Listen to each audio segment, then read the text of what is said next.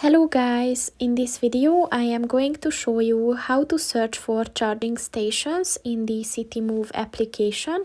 But first I just want to mention, don't forget to subscribe to my channel, because at 10,000 subscribers I am going to show you my whole YouTube revenue statistics and growth strategy, as well as how to make money online. Let's jump into it. First of all, open the application on your phone. And then click on the search button at the bottom of the page on the left. And then look for the charging stations button and click on that.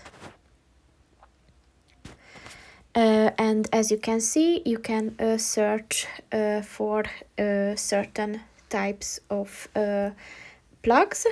So if you want to do that, just click on the one that you're looking for, and the application will show the available and the nearest charging stations. So just click on the one that you're interested in, and it will have all the information as well as the location of the station. So that's pretty much it for this video, guys. See you in the next one. Goodbye.